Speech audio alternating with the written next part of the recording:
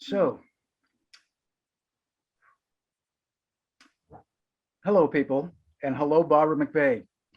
Folks, welcome to another episode of California Times. And today I've decided to call this show Total Recall. And we're talking about the state of California and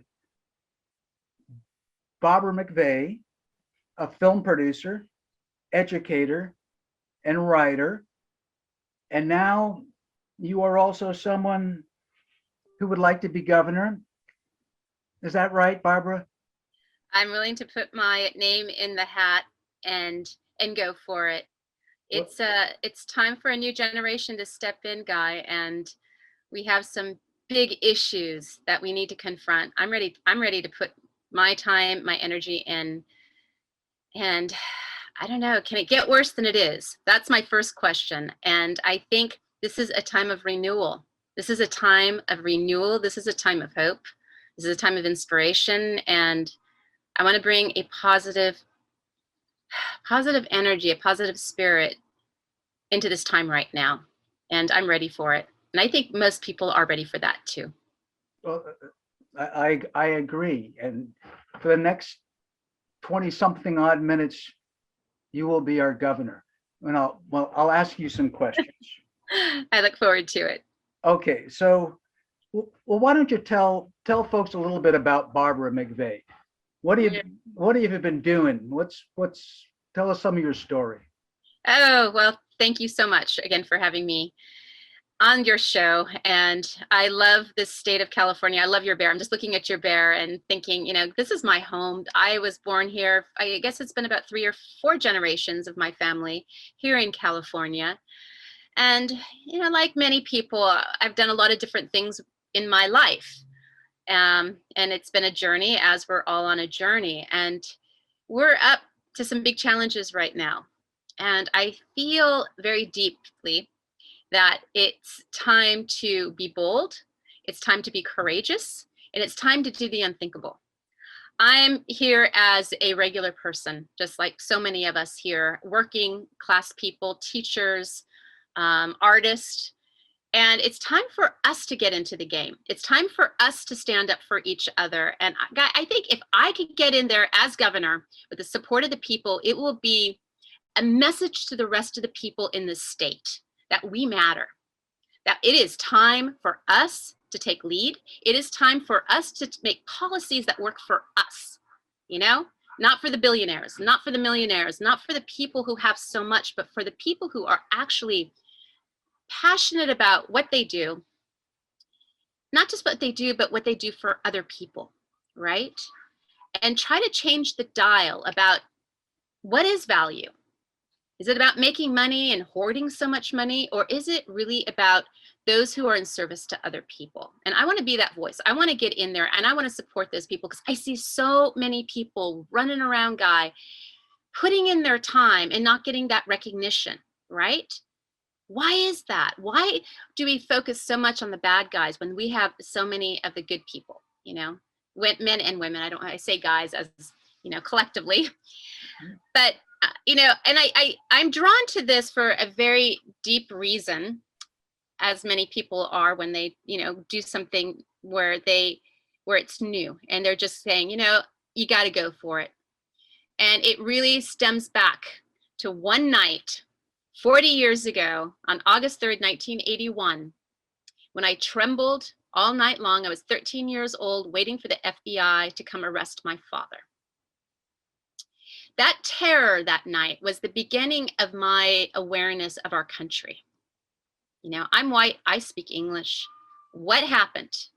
That was the national union strike of the air traffic controllers. That was the last stand against our government, against bad policies, against cheating and dishonest politics.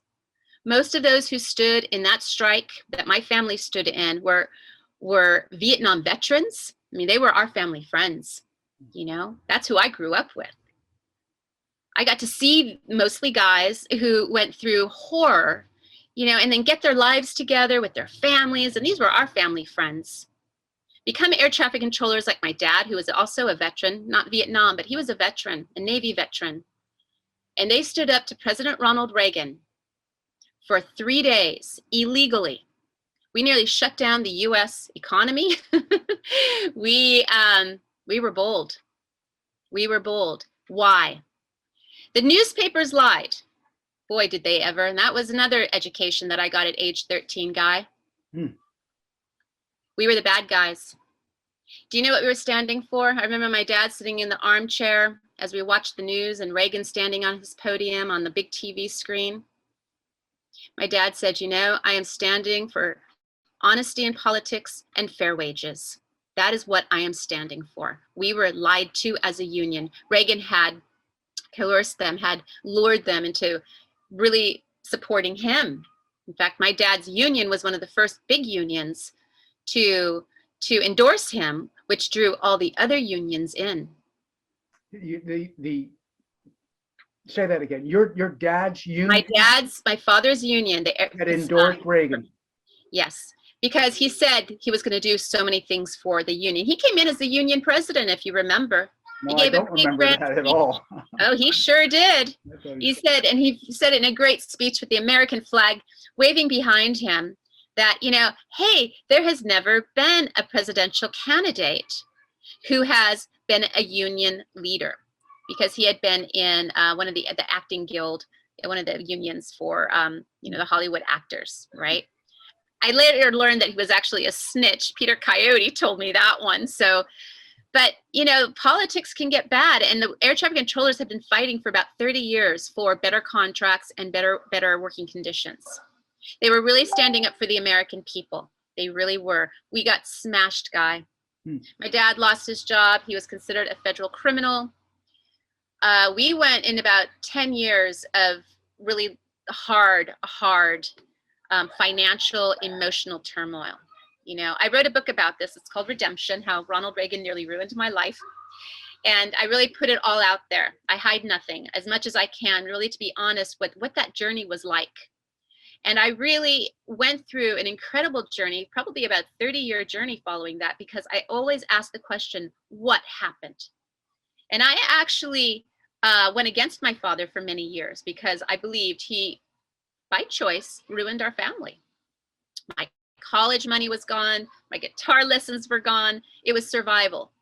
While trickle-down economics became, in those days, we called it Reaganomics, if you remember. People started to do better, but we didn't. Try getting a job after you strike against the government of the United States. Nobody wants you, right? Barbara, my dad was pretty much, what I'm thinking in this story, not only obviously what it still triggers, and as you're reaching back, you're looking at this primal motivational moment I hear, but you know, it's a story that most of us don't know, and I don't think we're really going to get into it on our limited time, except what you're saying is that the portrayal, the media, how the media glommed onto this thing and basically, I would say, maybe put a wall up where people weren't going to hear the other side of the story. And that's what I'm thinking, if you see any parallels to today going on with that type of thing. Everything we are experiencing, Guy, today, the knockdown of labor unions, trickle-down economics, also the knockdown of President Jimmy Carter's visionary solar and energy, sustainable energy initiatives when we knew about climate change, as was written in the 1977 book, Post-Petroleum World, Rays of Hope, by one of Carter's administrators, Dennis Hayes. So here we had a president in the 1970s who was trying to turn us to sustainable energy, who stood up to OPEC. Carter stood up to OPEC, the oil giants. Can you believe that? And Reagan smashed him. You know, now when I was young, I don't remember that part of the story, but as we now can look back on, we go, whoa, what happened? My point to all of this is not to go, whoa, is Barbara, because actually I am totally fine today. In fact, that strike has given me this kind of leverage and let's say perspective Understanding that when you take a stand for something that is right, it gives you this incredible feeling of power, because you understand, you as a person, as a citizen of this country, as the people, what we are capable of doing. They were the last stand in this country. Trickle-down economics has devastated this country. Biden has said this too. Trickle-down economics has not worked. It has, as we have journeyed through these 40 years, and I look at these last 4 decades as the Reagan era, it really needs a name. Barbara. Yep. All right, go finish your thought right there, but we're going to have to get right into some of your real suggestions directly. Okay. But it go is ahead. time to turn the dial. It is not time for trickle down, trickle up, as Biden said. It is time for bottoms up. We need policies that go straight to the heart of the working people. And right now they do not. Everything is, and I'm part of the working people. Okay, I really want to acknowledge that I am part of the working people. I live on, financial edge. Part of that is by choice, because I recognize, one, I don't want to be rich. I want to make a living. I want to make an honest living, and I want to do right by the people around me, right? And I've been on both sides. Let me also add that. I know what it's like to live in a big house. I've married well, also divorced. I've gone through the full cycle.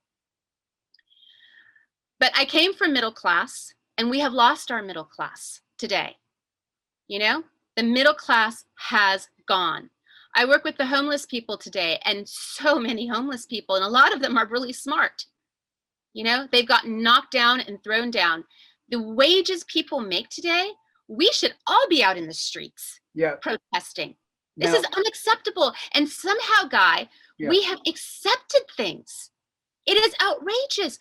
Even my apartment. I rented an apartment. I can barely pay my rent. I also rent out my own bedroom.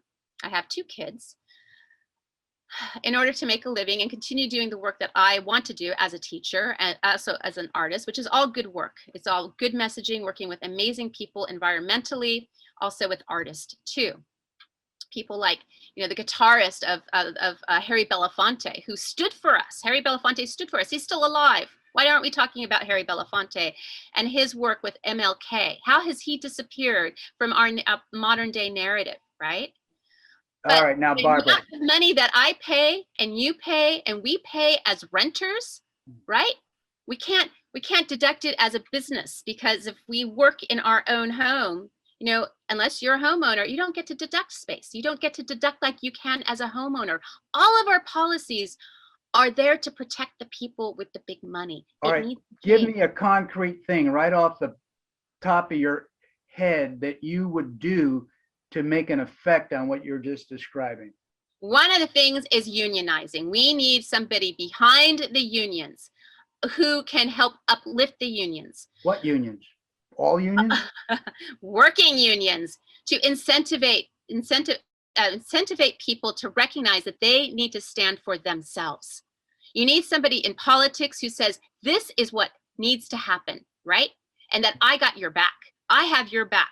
If you start organizing against your employer to say, you know what, $12 an hour, excuse me, while you are milking the company for millions and billions, that is unacceptable. Now, Unacceptable. As a union member, I find that the modern unions are not what they were of the 40s and 50s. In fact, they seem to me to be frequently a veneer of giving a green light. I mean, the unions are the ones who are, well, never mind. Well, look at it. Look at Amazon in Alabama, right? They were getting in there. They were actually beginning to stand. Where was our president? Where was Biden? He should have gotten in there right away. Where were the political leaders? They should have gotten in there right away. They didn't. Well, where are the voices for those people? And somebody needs to be behind them and say, this is unacceptable. California could take lead in this. We've always been the leaders for so many things. During when Governor Brown in the late 70s under Carter, environmentally, we were far ahead. And as Dennis Hayes has said, now we're not leading at all as Californians environmentally. It is time. So unions, in encouraging unions, would be top on your list, or one of the Absolutely. top things on your list. That's right. Um, Working class unions. Absolutely.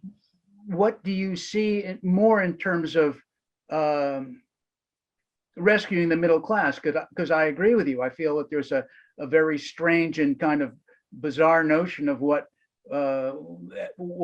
evolution or where we're going, and I don't find it to be very something. It doesn't seem very sustainable.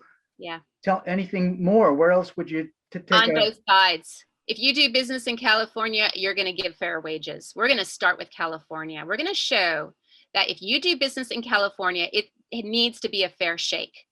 You know, all these companies from Spotify to Uber to all of these businesses, they are milking the people. Why do we let them get away with that? You know, why? You can't let them get away with that. If they're going to do business in California, sorry, it's got to be a fair shake. It's time to start talking about capping. It's time to start talking about capping and making sure that they are exposed and that the people understand their own power of what they can do. You cannot do business and think that you can get away with exploiting people, and that is what's happening. You can't exploit people. It's time to end that.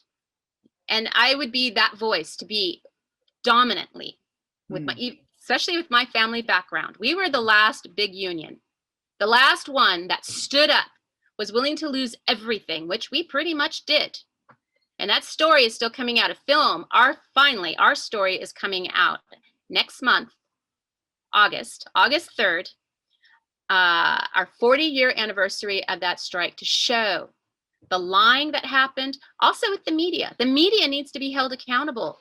There is so much lying that is going on in the media today, so much propaganda. And what I lived through clearly demonstrated through that strike the level of propaganda that media can push on the people. It's time to talk about that, big time. Well, let's jump ahead into the recall itself, Barbara, and our current governor. I'm seeing a lot of people, the polls say that everybody says, oh, he's doing a good job. And of course, the fear of Republicans or what, dig into that. What do you see? You know what they are one and the same to me. Sorry, the Democrats and the Republicans are pretty much the same ticket to me, Guy. Look at this. Reagan, who you can point to, trickle-down economics, knockdown of unions, knockdown of Jimmy Carter's visionary solar energy deal, right? Just starting with that, right? Which all gave leverage to the billionaires, knocked down our middle class, and knocked down our unions, all right? He's the bad guy. He is the bad guy in this narrative. Nobody talks about Reagan anymore. Guess who stands in Washington, D.C. representing you right now as a statue? Do you know who that is? That's Ronald Reagan. Ronald Reagan's statue represents California right now. Do you know who put him there? Any idea? Were you talking about the statue? Which Nancy statue? Pelosi. Oh, Nancy Pelosi put him there. Do you know who gave a Ronald Reagan Day on February 5th? Pelosi. Newsom. Both of those acts clearly demonstrate, without question, their loyalties to the GOP. I don't think so. The hero of the GOP. I don't think they're loyal to the GOP. Well, they're loyal to Reagan's policies. No, they're just loyal to power. They just want to stay on top, and they do not have the courage to even seek the truth. They just want to stay on top.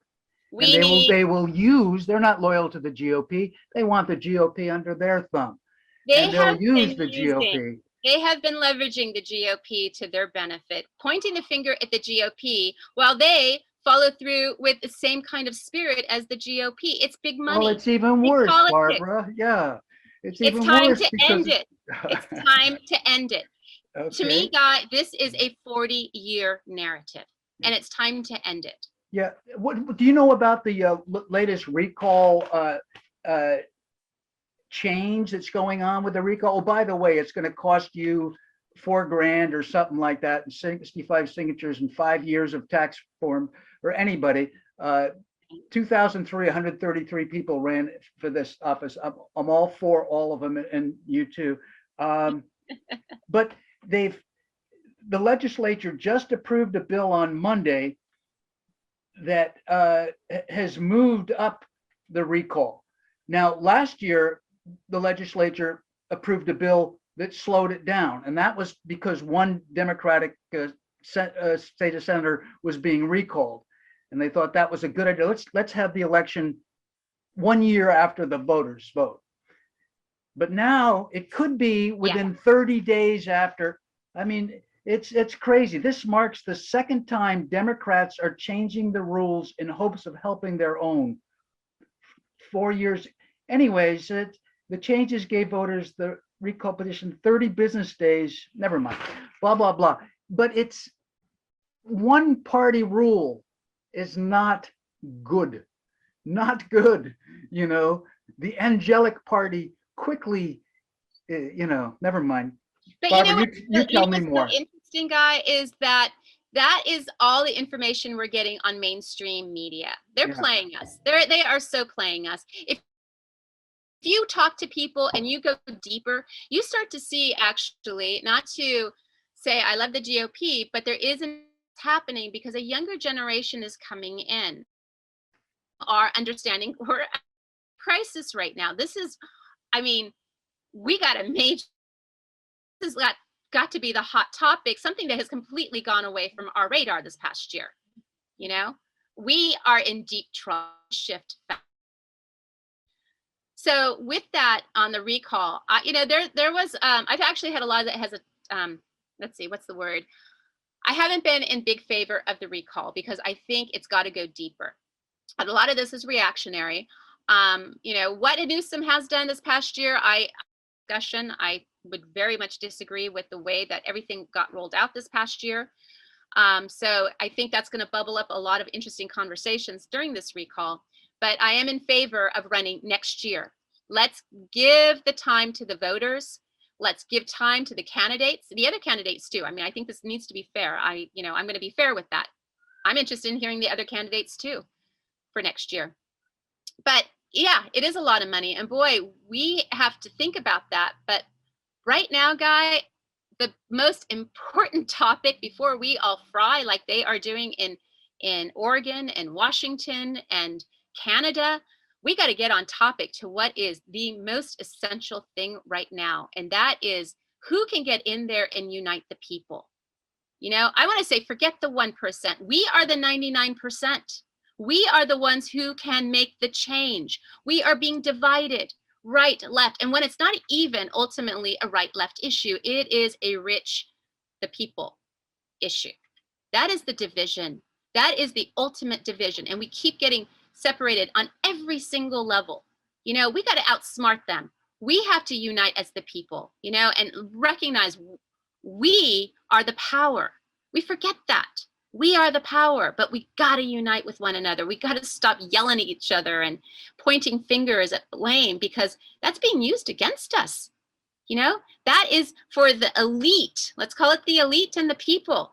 The elite is using that against us, and they're succeeding. We can't let that happen. No way.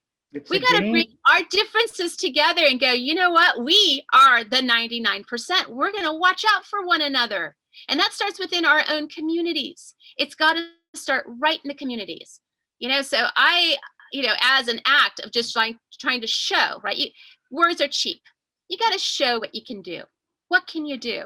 It's about gathering those people who are in need in your own community. If we all looked out those people in our own community, it could be simple, potluck, a couple nights a week, easy. Let's feed each other. Let's find out. Let's connect.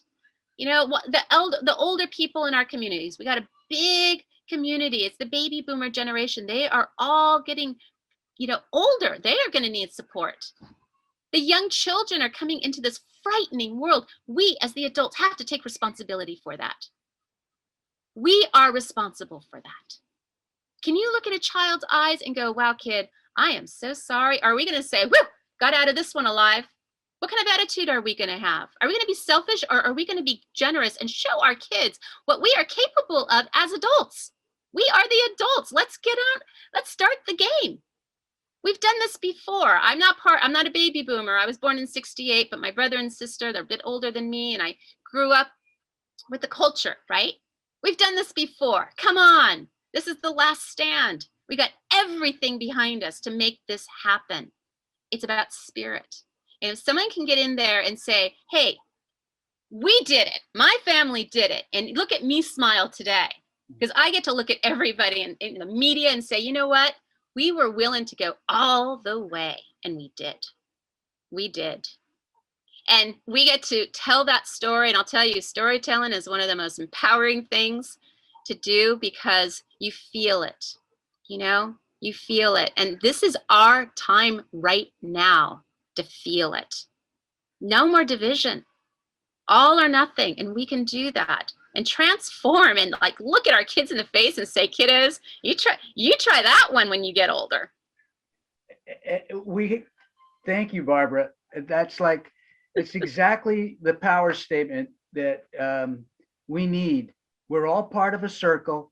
It is pointless to beat somebody up on the other side who seems to disagree with us. It's a charade and a game that's been used too long. And Yeah. I'm thinking of Patti Smith. You know Patti Smith, the rock and roller? Sure. And her one fabulous song called "The People Have the Power." Oh yeah, that's a good one. Isn't that a great one? And that's always been, it's like we've kind of been hypnotized or kind of locked in our own little worlds, just taught not to believe it somehow, to be cynical or to think, oh, don't raise your hand, or and you're raising your hand. And I think we all need to raise our hand or just say, hey, yeah, all right, let's put some responsibility on our shoulders. Let's step up. It's the most freeing thing to do. And I have walked that talk, right? I have lived, you know, I kind of did the full circle. You know, we struggled financially and I put myself through college. You know, traveled a lot because I was curious about the world. I lived in China, Balkans, Cuba, Central America. I really wanted to explore and understand what was happening with a lot of policies. And I gained a lot of knowledge from the people directly, not from the newspapers, but from the people as I traveled, and with real people, farmers and, you know, workers and then I actually, you know, ended up getting a corporate job. I had the big house here in Marin, right? Big house in Marin, had a marriage, all these great things, right? Do you know what I did, Guy, when I started to understand what we were up against? And I'm not sitting here to pat myself on the back because it was a very scary thing to do, but it was from the gut. I walked out recognizing that I cannot live this life. I need to get into the game. It was frightening, but after it happened, it was the most amazing, freeing experience I have ever been able to experience, of just understanding that material wealth, you know, all that stuff. Right now, Barbara, I think we might go, if we could go just into a little 5-minute or so overtime or whatever and have a little extra, but we should wrap up this episode here so I can stick within a 30-minute framework. And one of my last questions was about share your vision, and that's exactly what you've done over the last 5 minutes. And I think everybody's going to be, it's just going to feel good to hear your vision, Barbara. And let's just wrap up this portion, and I'll say goodbye to everybody and tune in for more. And Barbara, don't go away, because maybe we'll just take a deep breath and maybe we'll think about this. But thank you. Thank you, Guy. Being here. All right. And power to Marin Television, community television. That's where it's at. Thank you. Okay. Now, what should we do? Should we just wrap it up with that? I think that was good. I think so. That was great.